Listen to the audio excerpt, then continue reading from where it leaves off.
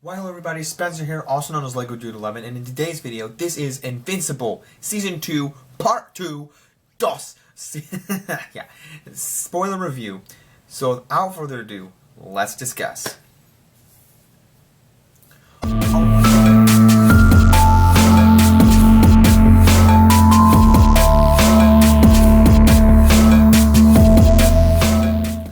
Alright guys, so with that in mind, this is I made a review. Be sure to check out the card there, up there for my part 1 of season 2 spoiler review. Yeah, I love this show. I love it. And after season 1, I wasn't really sure how I felt about the show. Like, it was just like, this, in my opinion, is way better than Boys. I have a huge love, passion for animation, and this is admiration for animation, and this show is no exception. I like The Boys, and I like Gen V a little bit more because it's in that college state, but this show, with what they can do with animation, their fights, and I'm going to elaborate more on everything, but part 1 of season 2 elevated season 1, and all 4 episodes of this half were like mind blown, and I can't wait to see where they go from here. Apparently we're getting season 3 this November, but I don't know. Or fall, I guess. I don't know if November, fall, October, September, I don't know. Sometimes this fall, but that's not confirmed yet. But I took down some notes here, but what I want to get on first is the composer real quick, because I don't know if I touched on this in the first part of part 1 of season 2, but it looks like the composer's John Pisano. I hope I pronounced that last name correctly, but I don't know if I touched on this, but I like the music in it. I think it does, like, I'm a music guy, and I like to listen to soundtracks and movies and TV, but this one, to me, like, I know in Cobra Kai, like, they have some motifs and stuff, they bring stuff, but, like, this one, there's not, like, the main theme at the end is such a super-powered theme. It's such a heroic theme that I like it a lot, but then there's other moments throughout the show there's just, like, evil, and, what I'm looking for is eerie, not spooky, not like evil, but like not like mysterious, but just eerie. Like, ooh, like the tone, it's getting dark, but I love it a lot. So and the fight scenes have some great music as well. I just want to touch on that real quick. I do like that. And then going into all the episodes, my God, all of the moments were incredible. Like, all of these thoughts are rambling through my head. Excuse me. I have allergies. Like, currently this semester, like at this time of year, my eye starts watering. So apologies, I had to do that. Anyway, my thoughts on all the episodes are going really over the place because the finale just happened today as of this recording, and I'm really like loving it. But we start off the episode with, or this batch, with Mark coming back to Earth with the baby. If you don't know who the baby is, it's Mark's brother, who is purple alien from this bug planet where he met his dad on from the first half. And basically he's with the Guardians of the Globe, and they are taking on new responsibilities. And in this 2-parter of like 5 and then 6, there's this character called Shapesmith, and basically, or I think this also happens on 7, but there's this plot line with these Martians called just the Martians. One of the Martians was part of the Guardians of the Globe back in the first season, and he died because, well, you know, the dad, the J.K. Simmons character, Omni-Man, killed him all. But this guy Shapesmith is part of this, not tribe, part of this race, the Martians, and he's here on Earth. By the way, I have Invincible pulled up back there, but I'm like, this was such a great moment to see more characters, and there's this villain, there's this guy that's been taken over, this human character, because Shapesmith was on their planet. He left the human astronaut to die or get taken over, and this whole fight scene with the Guardians of the Globe, I almost said the creators, the Guardians of the Globe, and how they can how they are taking over the squids, and then one of them gets away, like gets on Earth, as you see later in a cliffhanger. I'm like, oh, you've got to be kidding. And like I'm saying, these fight scenes are incredible. They're insane. He let me remember the one. So the squid fight was episode 6 and 7, or the part there, and you see Alan the alien come back, which is he's now rebuilt because he got like destroyed in episode 3, and he's back now in a Viltrumite body. The Viltrumites are Mark Grayson, Invincible, and Omni-Man, and they have this super strong power. And now Alan the alien, the one-eyed alien, has the body of these superheroes, which is great for him. I love the Seth Rogen character. He's voiced by Seth Rogen. And also, these characters just keep developing. The characters keep developing, which I absolutely love in shows. And this show isn't... I like The Boys, but I don't... Like, something about it is just kind of like, eh. It's not awful, but I feel like these shows... I mean, The Boys definitely has characters that develop. But this one in particular, I just love these characters so much. And the way they do the writing is just like... Oh. Anyway... The relationships in the show as well, like with different, like specific, like a friend, like Mark and Eve, well, I'll get to that in a minute, but like Rex and Eve, and just all these characters in general, the Guardians of the Globe, Mark and his friend William, and Donald and Cecil, and these villains in particular. I'm gonna get to the villains in a minute, but like I talked about the squids already, but these threats like Donald and Cecil, like, it's such white and gray. It's not like black and white, but I feel like this tangent,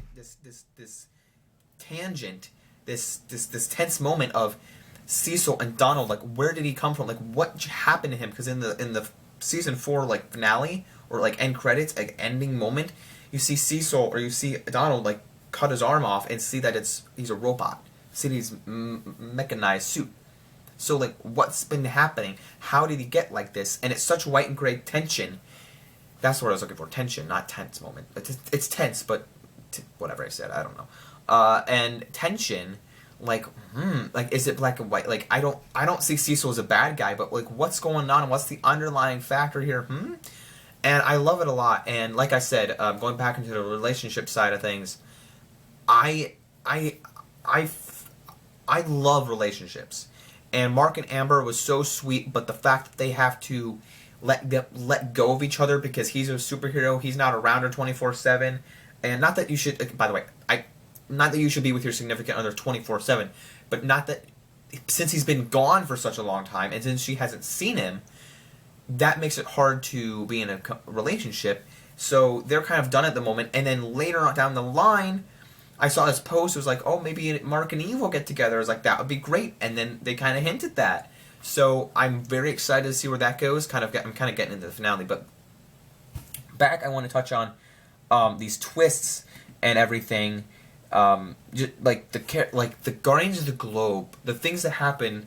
So I was completely wrong, guys. In episode 5, there was this crazy fight with Kate, the shrinking girl. I forget her name. And Rexplode, which I've been on and off about Rexplode. Like, Rexplode, I think people have their, like, oh, he's stupid, he's a dumbass. But he actually has grown on me, and I hope he grows on a lot of other people as well. But this episode, like, is where it kind of changes, because he goes to Eve and is like, I got fucked up. Like, then he goes, he almost dies. In this incredible fight, he's trying to take on himself, because Kate dies before the finale, or spoiler, but then he almost dies by a shot in the head, and he's just, I'm like, they killed off one of my favorite characters. Like, he's a great character. By the way, this show is like in my top 10, it was like in my top 15 shows now. It's almost in my top 10, but like, it's so good, it's so, and, but right, like, he's just laying on the ground, I'm like, great, thanks a lot, show, and then he's not, and I'm like, this writing is, if I could swear right now, is effing awesome. And it's just so good. And then, like, I thought it was so long ago, but the fact that he almost dies, the fight is insane. It's one of my favorite fights in the entire show. And there's so many good fights. There's so many good moments. I can't stop thinking about the moment with Rex, and I'm like, oh, he's so good. But before the finale, like, this moment was before the finale, and I'm like, are you kidding me? So, I feel like I have to go into the finale right now. But, guys, like, listen, if you have not seen this season, or or the show at all, I highly recommend it because you have to binge it. Now, like after the first episode, when I was watching, like the very first episode with my friends, I watched it and I went, okay, but like it was before, like I didn't really know like what the show, like what the concept was, and I was like, dude, this is very hardcore. But I am so into it now that I can't stop watching. I'm hooked. It's like I'm on a drug, but it's like I'm on something else. And anyway, let's go right into the finale because I feel like I'm just into it now. So the first thing I kind of want to talk about for the finale before I actually get into the big like boss is something that happens later, which is Kate, because Kate Duplicate dies, but Immortal, the one original member of the Guardians of the Globe, comes back and is like in Alaska or some cabin where I don't know, and he walks in, and you see one of the versions of Kate standing there, and she tells him that she had one of her duplicate selves to talk to him, not talk to him, but to live, to continue living, and he's like, it's fine, like I'm not mad, I'm here, like gives her a hug, and I'm like great. And I feel like people will be mad, like, oh great, like she's dead, and another like revival because like some like, but the writing, the way they do it is great because it's not like in Marvel where, and I know this is a multiversal season, but it's not like in Marvel where they pull out a multiverse cameo and go, here we go, here's a multiverse variant. That's not what they did. Her power specifically can be used for this. And I know that maybe in the scene that we saw her die, she didn't have a clone or her duplicate self, but it's fine, guys. It's fine. Just go with it. It's her power set. It's not like they said multiverse, right? That's not what they did. But anyway, I like that moment. I think it was great writing. But speaking of the multiverse, this finale was dope as heck. It was so epic. I wrote that in my notes. It's an epic finale. And I feel like on a comparison level here, comparison apples to oranges, this season finale was better than the first, but it also parallels to the first because after watching it myself and then watching YouTubers react to it, that this guy, I think it was on Real Rejects, who said this parallels the first season because Mark literally kills his villain, this villain, for just like his dad did, tried to do to Mark. Where Omni-Man failed trying to kill Mark, Mark succeeded in killing the villain. And I thought it was great. And it's one of those moments where, again, I'm going to go back to the moment where I talked about Donald and Cecil. This moment, this fight, was such... It tries to be black and white, like yin and yang, but it's very white and gray, in my opinion. Because where what's his name?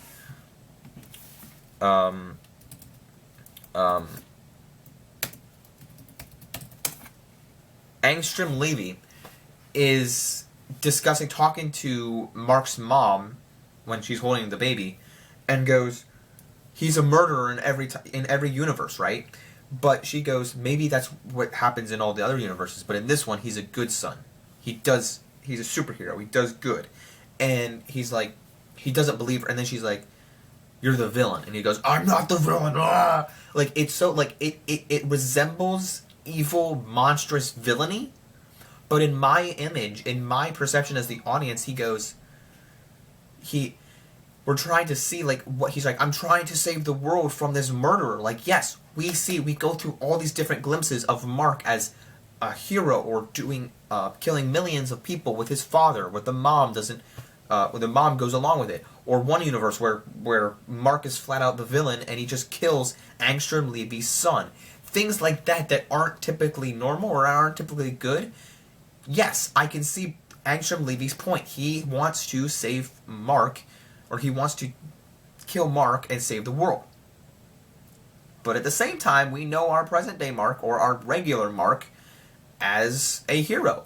So it's such white and gray. It's not black and white, but it's such white and gray, and it's beautiful writing, beautiful like chemistry with the characters, beautiful relationship, character arcs. And I was surprised coming from, oh, by the way, guys, why did I miss that this entire moment here? I'm such a dingle nut job because I forgot Can you tell I'm not with it today? No, I'm perfectly with it today. Anyway, in episode 7, before this one, the penultimate episode, there's this entire fight with a Viltrumite with Mark, and she's like, I gotta kill you, or killing you is not my motivation, but if you don't succeed, if you don't partner with us to take over your world, you're dead. And that was such a threatening moment. That's another threat that I was like, dang. But she goes off and she's like, we'll send another one if you don't proceed within a certain time frame.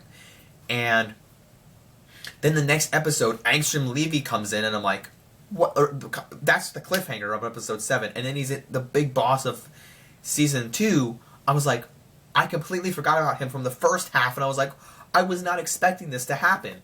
So that's what happens. And then there's this big fight going through different universes there's a whole Spider-Man moment. The Spectacular Spider-Man cartoon actor is a version of Spider-Man in here with fighting a version of Doc Ock. I'm like, what? That was a crazy moment. And then he goes, and then Invincible's in a universe where he's like, so you're a man that dresses like a bat, and your name is... That's just lazy writing. Or something like Deadpool would say. And I'm like, that's great. Great moments like that. I feel like this season has perfect multiversal moments, unlike Marvel does. Invincible, you killed it with your multiversal moments. I don't know how you did, but you did. And they even mention the multiverse. Angstrom Levy even mentions the word multiverse, so we do see it. It's not just different universes, because it's really the multiverse. So there's that for you. And I just love this season a lot. Let me go back to my notes real quick. The ending cliffhanger of Alan talking to Omni-Man. He's like, I'm here for you. I talked with Mark. This is what's going on. And he's like, and Omni-Man goes, just leave him out of this. But he's like, wait, what? You talked with Mark? He's like, I gotta tell you something. I gotta be honest. I miss my wife. I don't know, man. I don't know where this is going. I'm really excited. Oh, and by the way, in the finale, you see Mark stranded after Mark kills... I'm going all over the place here. Mark kills Angstrom Levy, and he's stranded on this planet. I'm like, dude, how the heck are you going to get back? So you see his portal open up, and 20-year-older versions of the Guardians of the Globe come out, and Eve tells Mark, I've been in love with you. I was so happy to hear that. I was like, yeah, you get that redhead, Mark. So, being one of myself, I am biased. But he goes and has a little talk with her, and he's like, I gotta tell you something. He doesn't tell you that he loves her, but I'm excited to see where the relationship goes down the line. And I cannot wait for the future of this show. Everything... I was going to say, it's not hanging on a thread. Everything about this show has hope for me. Nothing about this show is a disaster. Nothing about the show... at the end of season 1, I was like, okay, where are they going to go from here? But there's a lot of stuff now where I love it. I didn't know. I had no idea. This show is definitely somewhere under my top 10. It's so good. It's so good. Oh, I could talk about it for hours. I'm so nerdy. This is one I hear people saying a lot. Oh, there's nothing original. Oh, reboots suck. Oh, this sucks. Oh, I don't like superhero. Oh, this is gone. Oh, this is not. I'm not into this.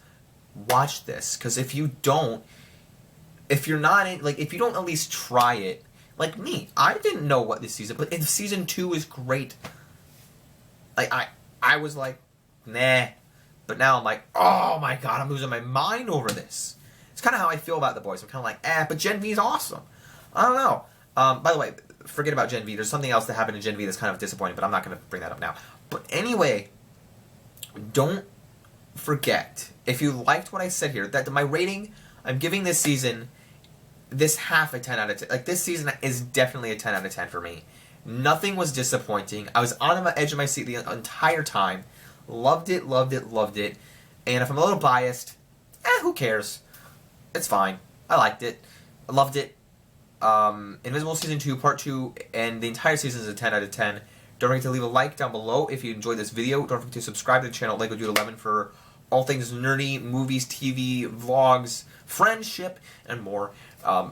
Just, all that fun stuff. College times. Don't forget to leave a like, subscribe, follow me at Boba Fett J Master. Links down below for that as well. On Instagram. Don't forget to like, subscribe, follow me. Don't forget to keep calm, play Lego, and watch Doug. Peace out, everyone. Bye.